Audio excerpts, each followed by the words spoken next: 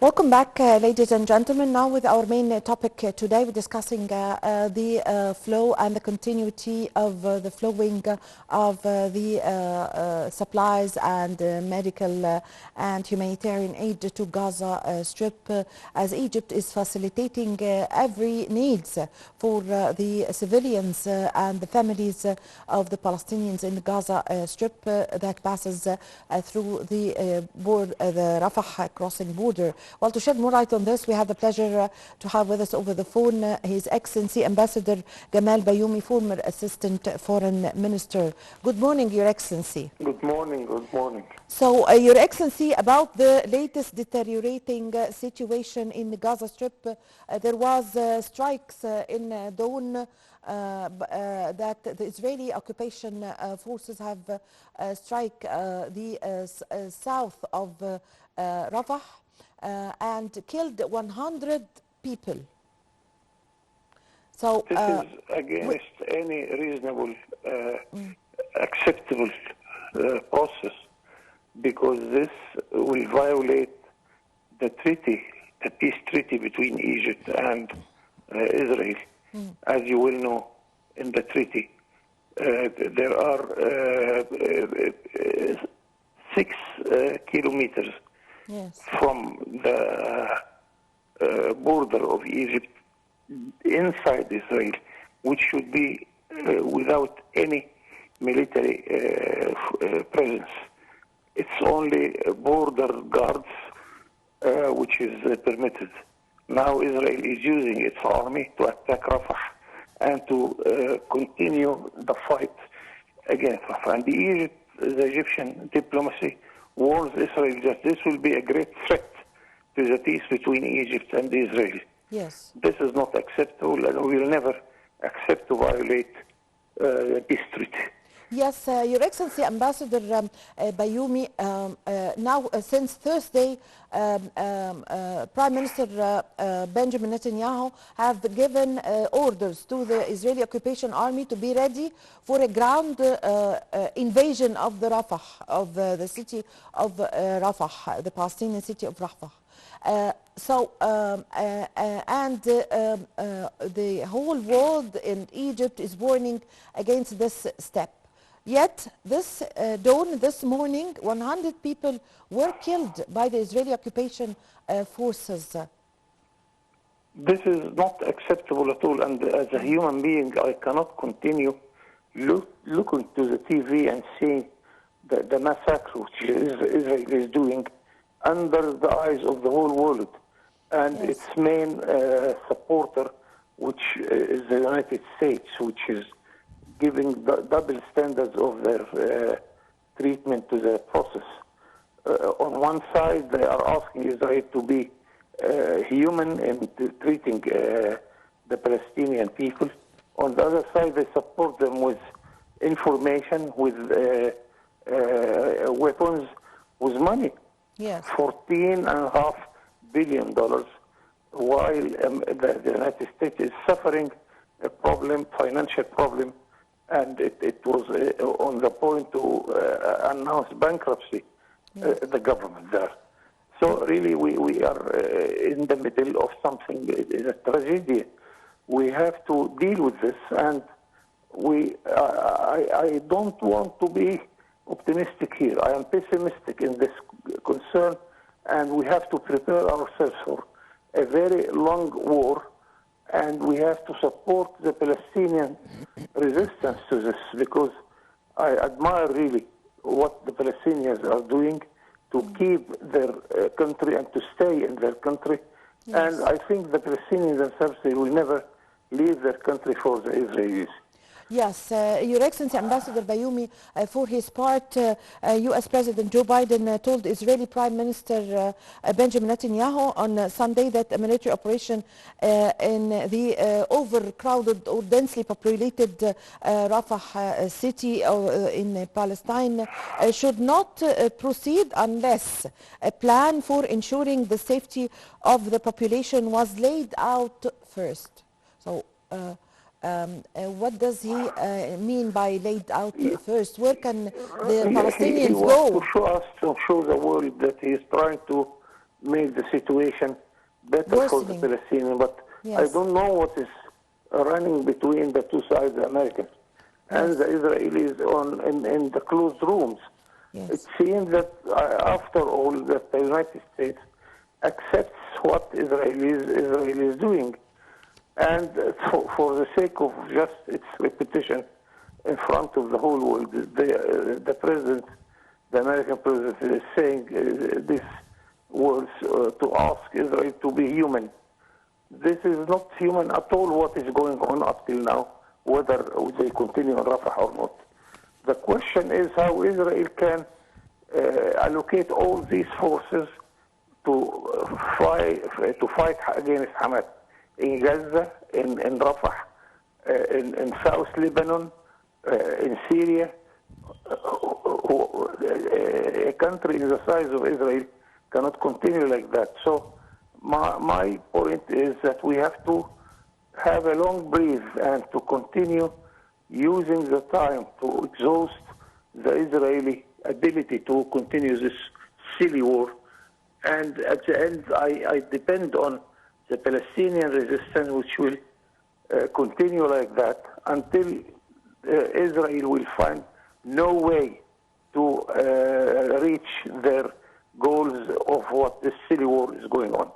Yes, Your Excellency Ambassador Bayoumi, can we say that can we one day see a session in the United Nations accusing Israel of being a threat for the region? Even in what's happening also in the Red Sea from the Yemen Houthis and for the cause of course of the war on Gaza and also in the borders between Syria and Jordan and South Lebanon, everywhere. As a matter of fact, our diplomacy made a small story of success within the United Nations, because when the matter was discussed in the General Assembly, we gained 125 votes with the Palestinian question. It's only the United States and Israel, and I think some unknown country in Latin America were supporting what is going on. Yes. So I think we are making this success on the international level, and we shall continue doing this. In the African Union, I am so satisfied that the African Union, that 50 countries are voting automatically with Palestine, and they consider Palestine as a member of the African Union, although Palestine is not an African country. And they are all the time supporting the Palestinian cause. Yes. Also on the Islamic level, we have 1,400 million Muslims. They are supporting this cause. With our relations with the European Union also, we made the point that the European Union is increasing now its help to Palestine, even to Egypt itself, in order to keep its efforts for peace and for development. Yes. So on the diplomatic level, we are doing fine, but I think we have to stop this war. This is our immediate and first priority. Also, we want to keep helping the Palestinians with medicine, with supplies of water, of food, and whatever they need, and we shall not stop this at all. Yes, that's a very good effort by Egypt. Egypt is exerting all efforts in order to continue in providing the necessary needs for the Palestinians from the humanitarian aid, supplies, medicine, everything, even 400 injured people, Palestinians who were injured, entered from the Palestinian side to the Egyptian side for medical care here in Egypt. 400 injured Palestinians, I mean. So give us an idea also about how do you evaluate the role played by Egypt and the efforts exerted by Egypt continuing the flow of supplies and humanitarian aid until now. The good thing that the Egyptian effort is well known everywhere, that the United Nations is mentioning this. Yes. Guterres, the yes, I've mentioned this, General, mentioned it. I think the American president even thanks Egypt and other presidents of the European countries. And it was declared by a United Nations, or one of the United Nations organizations, that the Egyptian supplies is 3 times the supplies from the rest of the whole world. This is something enormous, and we shall never keep any effort to help more and more. None of us will hesitate to help our brothers in Palestine, good help them. So it's normal, because Palestine is not only a neighbor country or a brother country, it is part of the Egyptian national security.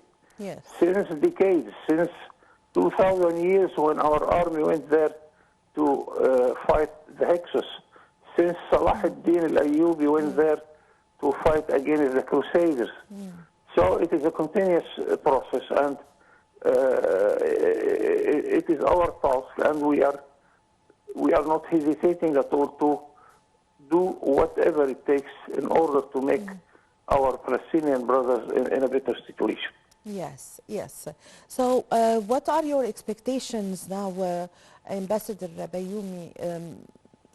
What do we expect now? What is the scenario? It's what does I Israel... think that we have to prepare ourselves for a very, very long process and very long war. I am optimistic by nature, but I am not optimistic here, and it's not good for this case to think that the Israelis will give up. They will continue as much as they can, and we shall continue to resist this effort of Israel. And this is the only scenario we have. Long process, and whatever it takes, we shall give it. Yes, yes. So Israel is not stopping, and no one is able of the international community to stop Israel, and Egypt is negotiating, and also there's a big role for the diplomacy, Egyptian diplomacy in the issue. So how can we press by the put international pressure, whether through the international organizations or some great countries? Of course, all these dimensions are important, but I think we have to concentrate on the American file. Our strategic negotiations with the United States, and as you may have realized that we have plenty of visits from the United States, whether the foreign minister or the congressmen who came and they met our president. We have to knock the door all the time, because I think that the United States is the only country who can stop Israel of doing this. Because whenever it comes to the American security to be threatened, then Israel should stop. And I am quite sure that the Americans can ask Israel to stop this in a serious way. Yes. Because this way of the double-face policy is not working at all. Yes. But the history is telling us that although the Americans are supporting Israel all the time, but in many cases when it comes to threat the American interest in anywhere, they ask Israel to shut up, and they shut up. This is what I think Yes. we have to do. Yes. I thank you very much for your time. Thank you for your valuable information. I really had the honor to have this phone with you. Thank you very much, Your Excellency Ambassador Gamal Bayoumi, former Assistant Foreign Minister. Thank you very much for joining us over the phone. Ladies and gentlemen, a short break and I'm going to be back with you.